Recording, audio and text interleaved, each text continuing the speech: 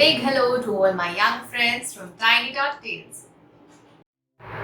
We all love to hear stories which are full of magic, wonder, and amazement. These stories take us to such beautiful, mystical lands full of fascinating people and creatures. Sinbad the Sailor also goes not on one but 7 enchanting sea voyages. Let's join him on his first journey. All aboard! I am called Sinbad the Sailor, and my father was a great merchant. When he died, he left me a huge amount of money. For a long time, I did nothing but spend it on strange food and clothes. One day, I discovered that I had hardly any money left. I remembered the saying that to be poor is worse than being dead. And so I collected what I had left, then I sold it and with the money bought a boat. And so it was that one day I set out from the port of Basra with my servant Jafar. We sailed over the sea, visiting island after island, land after land, until one day our captain suddenly cried out, "All is lost! We will all die! The wind is blowing us towards an island of terror. No man has ever come back from there alive to tell the tale." There came a noise like thunder, and an enormous giant stepped towards us. He was taller than a tree and uglier than any creature we had ever seen. His eyes were like 2 flaming ovens. His teeth were long and curling like elephants' tusks. His mouth was as big as the mouth of a well, and his lips fell down to his chest. He strode through the water to our boat and picked up our captain between his fingers, pulled him to pieces with his fingernails as if he were a chicken, and then swallowed him in a few mouthfuls. Then, with one great swipe, he smashed our boat to bits. Many of my friends drowned there and then, but the giant saw me and my servant Jafar swimming in the water, and he seized us and carried us off. He kept us in his cave all night while he snored like a buffalo. In the morning, Jafar said, "It would be better to drown than be eaten alive. We must try to escape. I have a plan." We made a raft from the remains of the boat. When the giant came back, he fell asleep, and we put 2 iron pokers in the fire until they were red hot, and then plunged them into his eyes. He gave out a scream so awful that it knocked us over. Then he staggered about trying to catch us, but we dodged his hands and ran to the beach. He was just groping in thin air, moaning and groaning. We jumped on board our raft and pushed off out to sea. We sailed for many days until we were nearly dead from hunger and thirst. Suddenly, I saw the sun disappear. At first, I thought that a great cloud had crossed in front of the sun, but soon I could see it was an enormous bird. I couldn't believe my eyes. But then I remembered hearing travelers talking of a terrifyingly huge bird called a rook. "This is the rook!" I shouted. "We are as good as dead!" And we could hear the beating of its wings and its cries, more frightful than thunder. The bird seized us in its massive claws and rose into the air until I thought we would touch heaven itself. Then, just as fast as the bird had risen, it began to drop. We fell so quickly, I could not feel my own weight. It was as if I were a feather. And then, just as suddenly, the giant rook let us go and we were dropped into the sea. "If only the giant had eaten us," said Jafar. "Better to die quickly than slowly out here in the middle of the sea." But far off, I could see land, and I pointed it out to Jafar.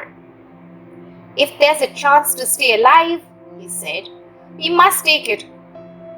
And so we started the long swim for the island. When we finally reached the shore, we couldn't believe our eyes. The whole island was covered with jewels. Here on the beach, it was littered with diamonds. The bank of a stream was thick with rubies, and the stream itself was made of beautiful liquid amber, melted by the rays of the sun.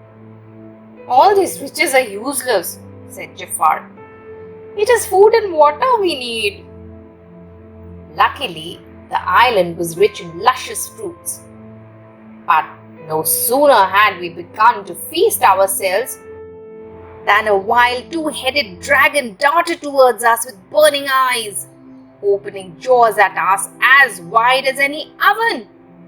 Allah save us, shouted Jafar. Each new thing we come across is worse than the last. Run! I shouted.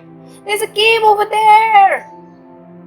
The cave was too small for the dragon to get into, and so it had to stay outside, looking in at us with its burning red eyes. We were in a long, dark tunnel, and the further we walked, the darker it became, until in the end, we were in utter blackness. If only we had died in the jaws of the dragon, said Jafar. Better than living out our days in this hell. Isn't that a tiny pinpoint of light? I said. Let's walk towards it. Indeed it was, and after much walking, we arrived on the other side of the island. Once again the shore was covered with diamonds. I was looking at them when suddenly I saw a great joint of meat land with a big slab beside me. Then another and another. No sooner had the meat landed than the air was filled with giant crows who swooped down on the meat and carried it off. Master, let us escape from this terrible place, said Jafar. Grab hold of the next crow that comes, and surely they can't take us to a place any worse than this. The crows took us and their meat to the cliff tops, where they were scared off by the sound of men shouting. And then I remembered the old traveller's tale. Jafar, I have heard how men who wanted diamonds from a dangerous place guarded by a fierce dragon haul meat from cliff tops down on the diamonds. The diamonds stick to the meat, the crows pick up the meat, and then all the men have to do is scare off the crows, and the diamonds are theirs. It sounds like a good plan for them, said Jafar. But what is to become of us? We fill our pockets with diamonds, our robes, our shirts, our turbans, the lining of our coats, even our underwear. This we did, and then quickly made our way to the little boat that the men had left on the beach. All these diamonds are ours, I said. And all this food too, said Jafar happily, for the men had left bread and fruit on board. We rowed and rowed for many days. We had eaten all our food. At times we lay exhausted in the bottom of the boat, unable to move. The sun beat down on us until we almost burned to death, and we had a raging thirst that almost sent us mad. Jafar often called out for the giant or the rook or the dragon to come and kill us and put us out of our agony.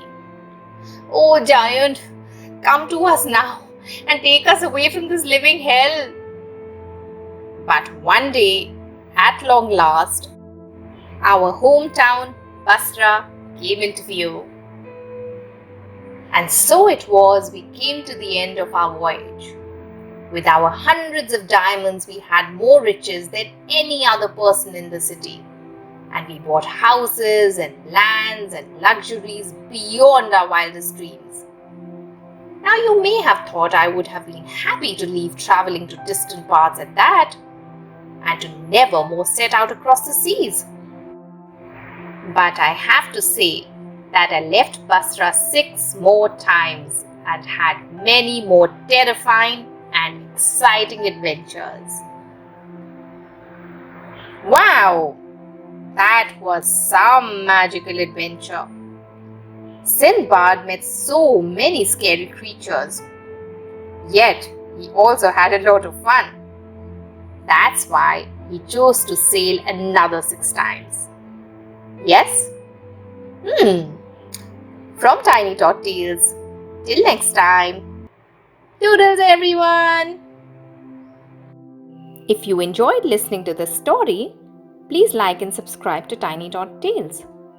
If you have any story requests, please send an audio or a visual clip to our email given in the description below. Thank you.